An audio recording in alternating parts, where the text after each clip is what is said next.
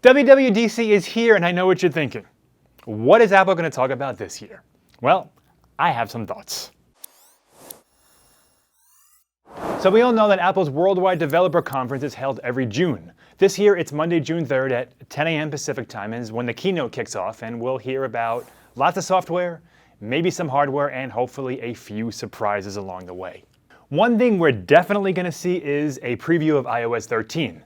Now, it's going to come out in September when the new iPhones come out, but Apple will use the show to showcase some of the bigger features. Among the rumors is Apple is finally going to release a dark mode for iPhones and iPads and iOS devices. So it's not going to turn your phone evil or anything. What it does is it basically turns white screens to dark. It'll make your phone look way cooler, and if you have an iPhone 10 or a 10s, it's going to look amazing because on OLED screens they can actually turn off the pixels so it's completely black, and it might even save some battery life in the process.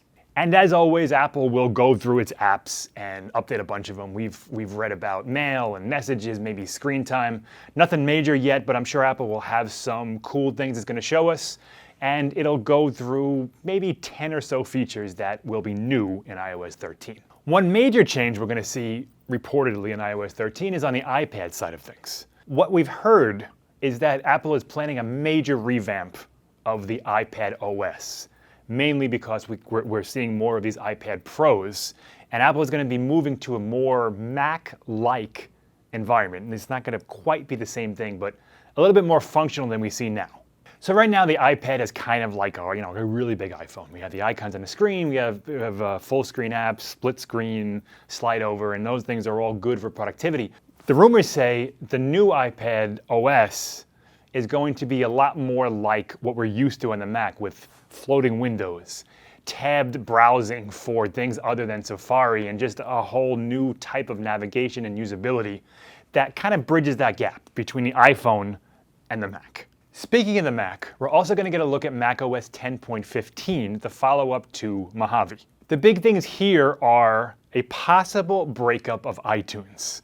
Now, Mac users have wanted this forever. iTunes is massive with books and movies and music and everything else in one app. Apple will hopefully be using the iPhone model and giving us separate apps for movies and TV shows and music so we don't have to use one app for everything.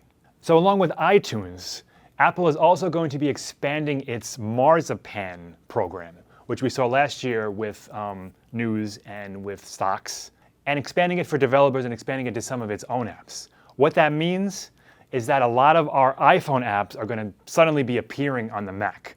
What that's going to look like, I'm not 100% sure, but Apple wants to take these millions of apps in the App Store that we use every day and just bring them to the Mac to make the Mac more functional and to create a little bit more synergy between iOS and macOS. So sticking with the Mac for a second, here's something that we might or maybe or probably will see, maybe not, we don't know. The Mac Pro. We have heard about this thing now for 2 years. The current Mac Pro is that trash can looking thing that everybody hates. It hasn't been updated since 2013 in any real way. It still has old ports and everything else like that. And Apple has said they're working on a new one. This was 2 years ago. Phil Schiller said, we are working on a new modular Mac Pro. Modular meaning you can take parts out and put parts in. Where is it? I don't know.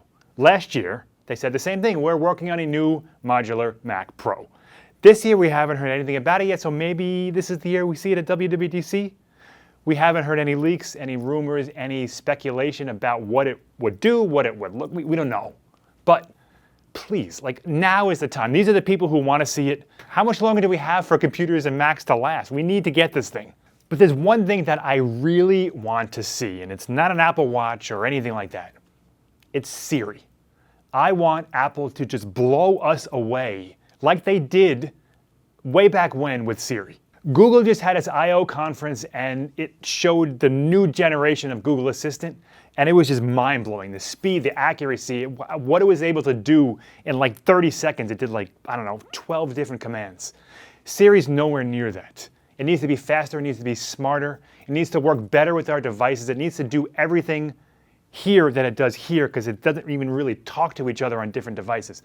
Apple needs to take Siri and just upgrade it 100 times what it is right now. So be sure to tune into Apple's WWDC keynote Monday, June 3rd at 10 a.m. Pacific time to see if I'm right, to see what happens, to see what Apple comes out with. Be sure to subscribe to our Macworld YouTube channel where you'll find all the rest of our videos. And what do you guys want to see at WWDC? Let me know in the comments, and I'll see you next time.